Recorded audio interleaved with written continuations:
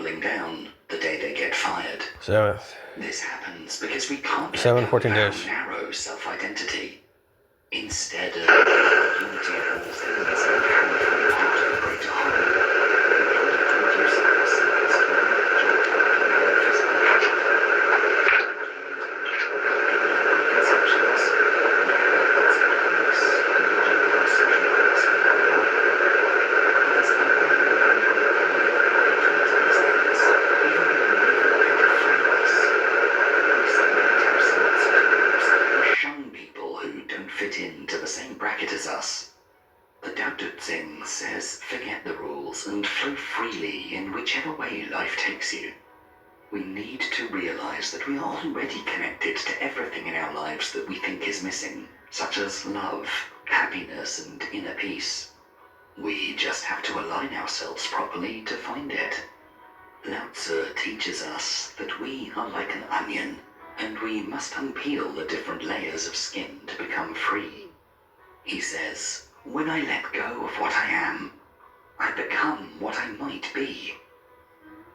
Once we become free, especially of the ego and false identities, we find all of the things we'd been longing for flowing into our lives in abundance.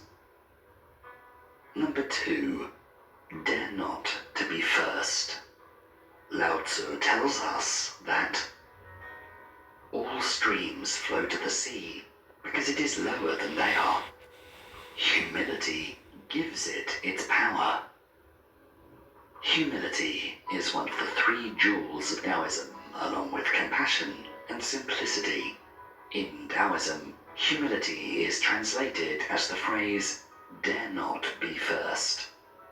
Taoism teaches us that we are all just a small part of the great oneness. We can imagine ourselves as a collection of rivers that are all tributaries to a single stream of water.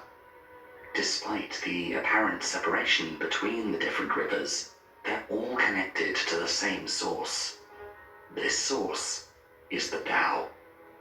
If we apply this analogy to our lives, we'll find that much like the individual rivers contributing to that same body of water, we too are all a part of a greater whole, and we're governed by the universal energy common to all of us.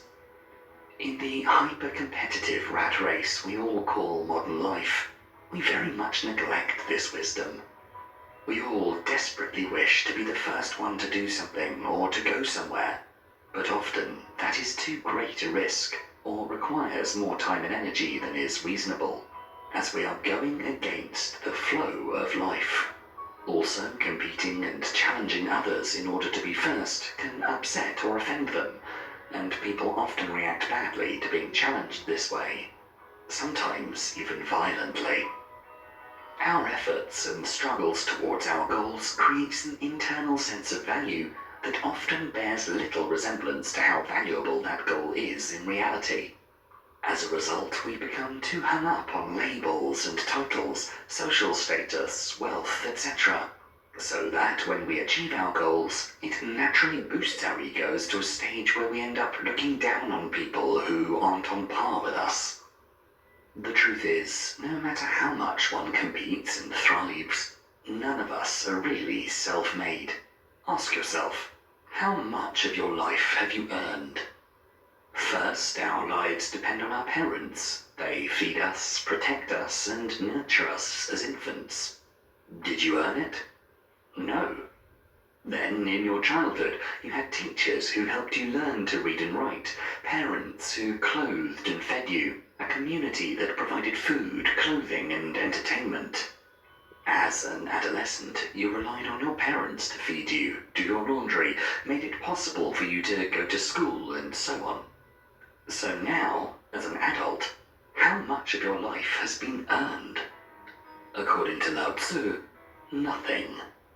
Hence, your life is a gift from everyone but you. You are where you are because of the benevolence and compassion of others. Hence, you cannot look at someone